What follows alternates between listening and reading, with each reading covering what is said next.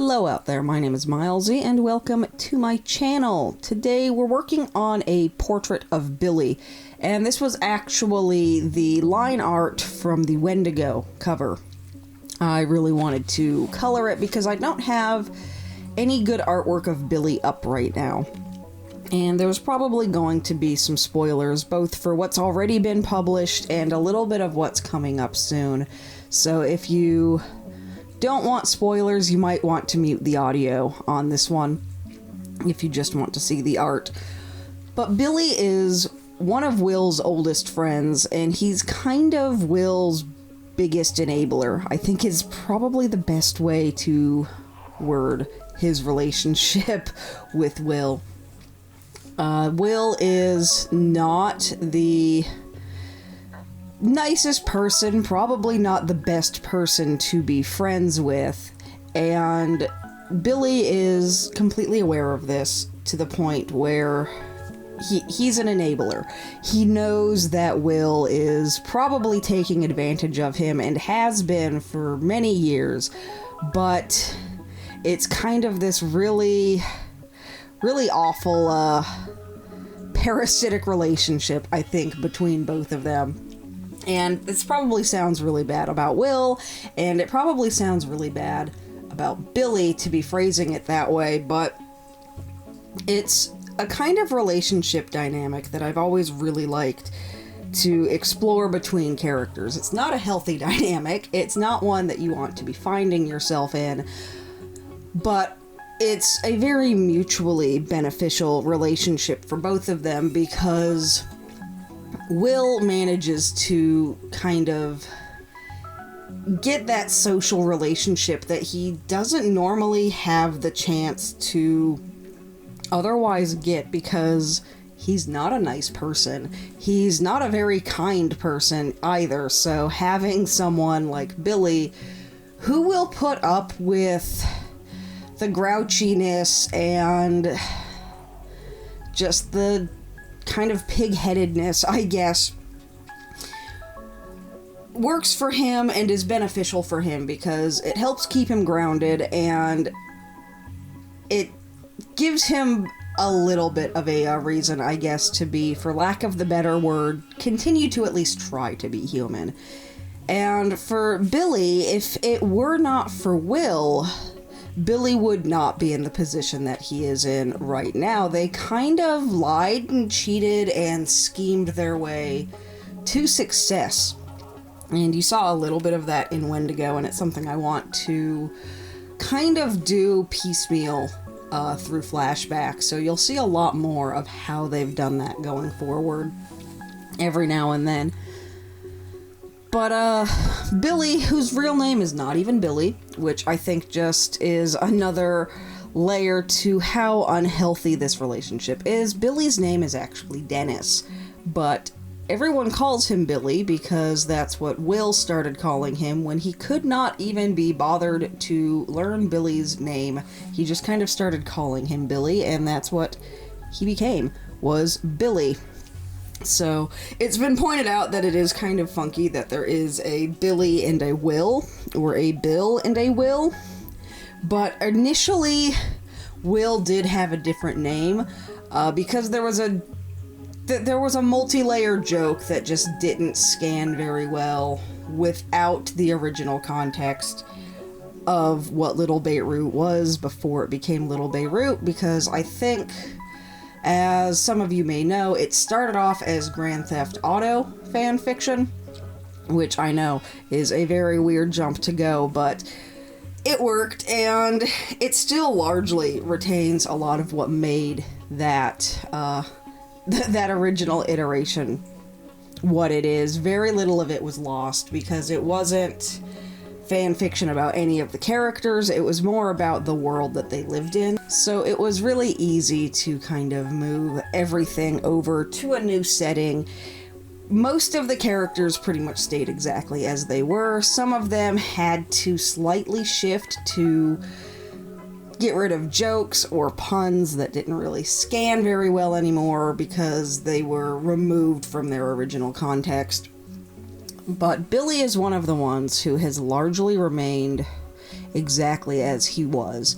He is just this giant ogre of a man who can be very intimidating when he wants to be and when he needs to be, and he will absolutely use that to his and anyone around him to their advantage, which he does a few times, but for the most part, he's just kind of happy to coast through life and let Will do what needs to be done and do all of the undesirable, really nasty, less than moral, less than legal things to get them where they need to be. So he's a really fun character.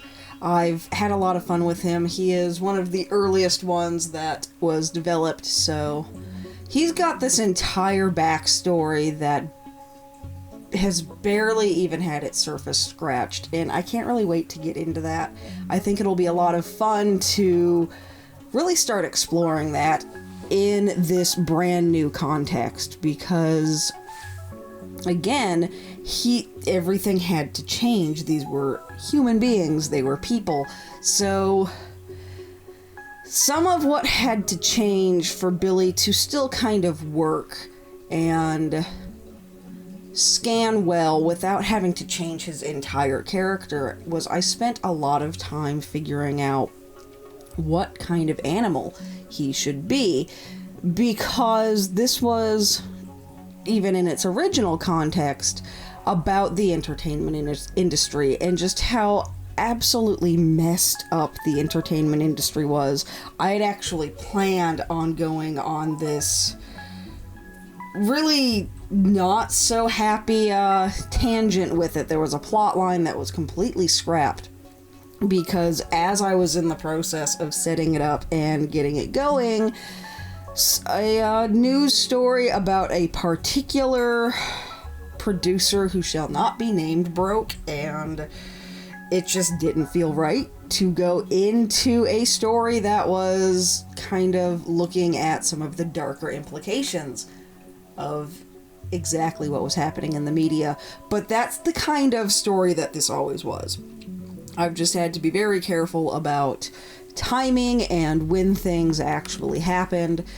And one of the things about Billy in his original iteration was his character was originally Jewish, and without getting too heavy and too far down any rabbit holes, having a Jewish character in a television media setting, of course, did occasionally come up in some less than friendly terms. I think some less than friendly conversations would occasionally come up. And one thing that I have seen a lot of people lately talk about, and it's something that I've always really disliked myself, is in a lot of anthro media, there are a lot of allegories drawn to talk about racism and similar topics of discussion. Trying not to get too super political, because I don't want YouTube to demonetize this video.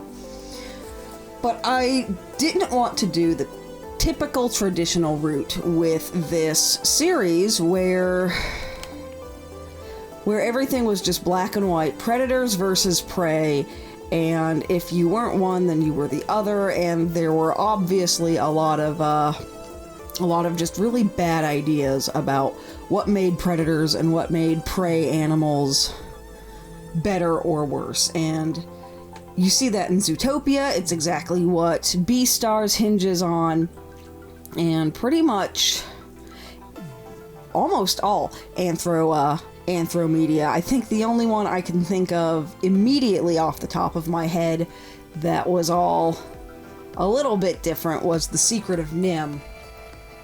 But even then you had like the big scary owl and the cat.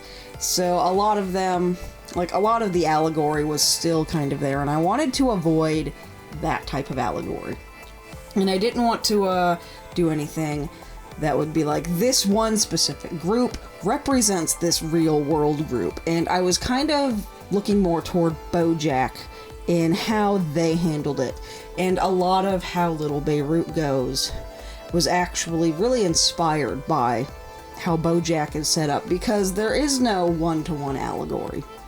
And I wanted to kind of explore some different things, so I figured I could still keep a lot of what Billy went through in the story's original iteration, but completely remove it and just go a totally different direction with it. And so one of the things I was really looking at when I was trying to figure out what animals to make everybody was, what are some stereotypes people have about specific animals? And I thought that a raccoon would be a really good one, because there is a lot of really weird, contradictory, I guess, myths and opinions, or whatever you want to call them, about raccoons. And one of them is that everyone knows raccoons clean their food, so they're probably, or they would, you'd think, be seen as very clean animals. On the other hand, they're also rabies vectors, and they eat garbage. So there's a nice kind of contradictory view about raccoons to begin with.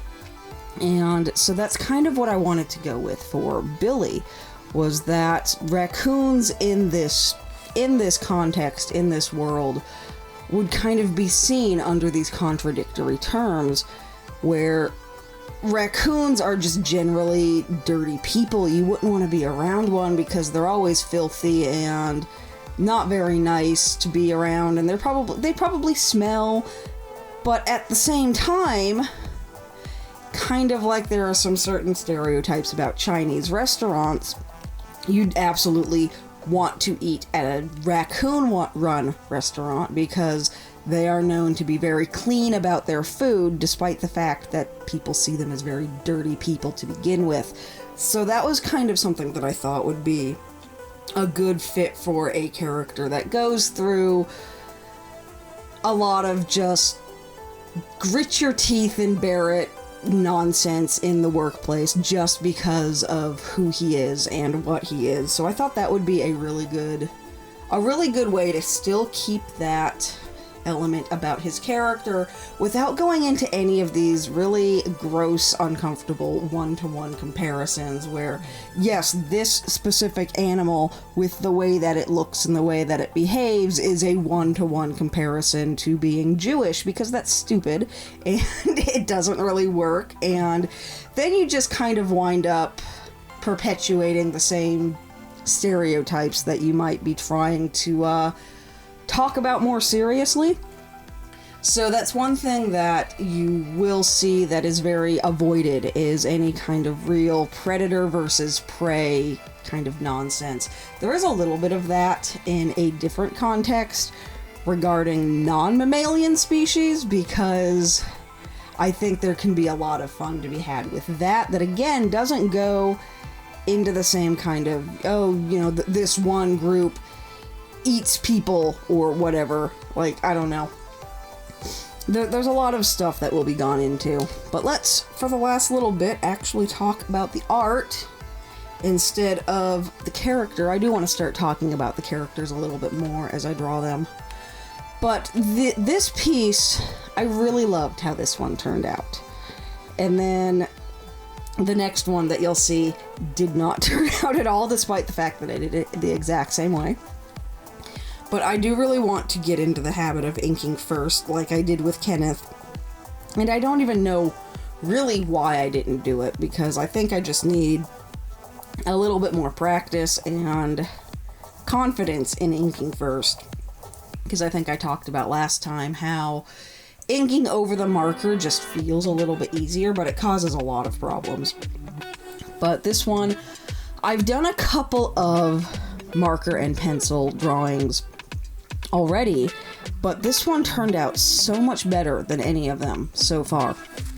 And I think it's because my gray pencils that I was using, and you'll see a big difference between Billy's face and Billy's shirt, and I think it's because my gray pencils are oil-based. and the rest of them are wax, I think. I'm not sure, because some of these pencils, these are my Prismacolors again, some of these are at least 20 years old. And I'm pretty sure these days they're wax-based, but they used to be oil-based for a while. So I'm pretty sure I got the wax one, or the gray ones, at a time when they were oil-based. And you can really start to see how much better the gray ones blend and how much better the coverage looks, because nothing was different between how I did his face and how I did his shirt, but they turned out so much different. And then this time I was kind of trying to take some tips from what I learned with the one with Simon and Janine, and doing the lighting first instead of trying to put it over top like I would if I were doing it digital. And it turned out really good. I think this one is up there for one of my favorite pieces that I have done so far. I love how the shading on his face turned out. I love how the lighting turned out. I just love how everything in general turned out. And you'll really start to just see, you can already kind of see how that's all really, how smooth and how consistent everything looks. And as I fill in now these darker grays on his ear and on his mask, you'll see that just all smooth out and blend really nicely.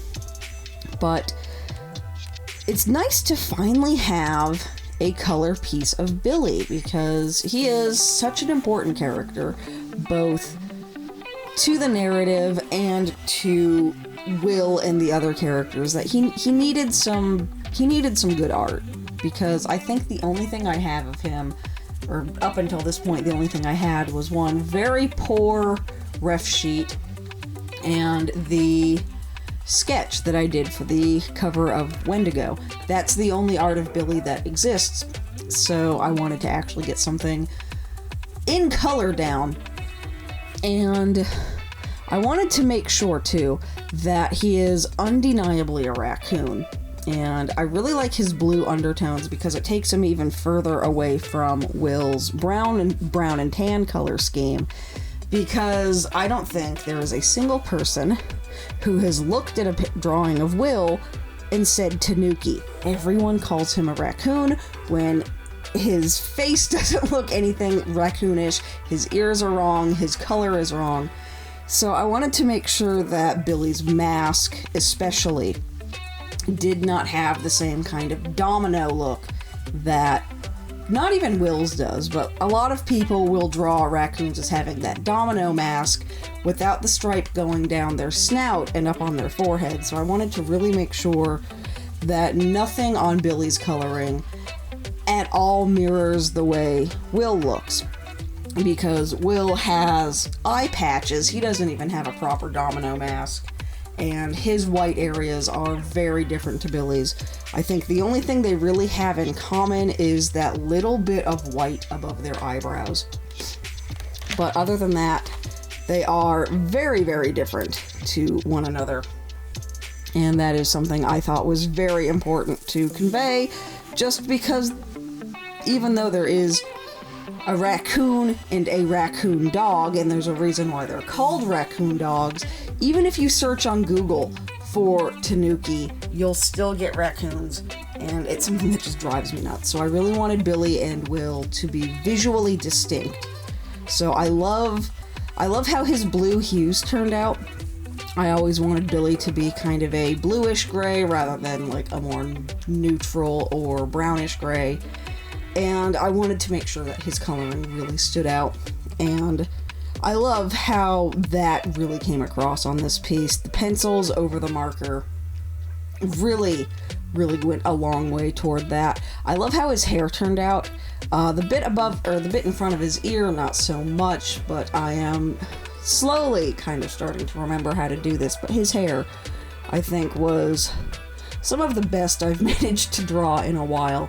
I love the tones in it, I love the shine on it, and I kind of tried to get there with the stuff there in front of his ear, but I don't think I managed it as well. It's kind of been a tough thing for me to figure out how to do in general, the character's hair around these ears that are just kind of in the way, because I found that if I put them too low on their head to kind of make the hair a little bit more easy to do, it just makes them look too human. But this is Billy. I hope you enjoyed him as much as I do. You can read about him in Little Beirut. But thank you so much for watching. Thank you for liking, commenting, subscribing, all that fun stuff, and I will see you next time. Bye!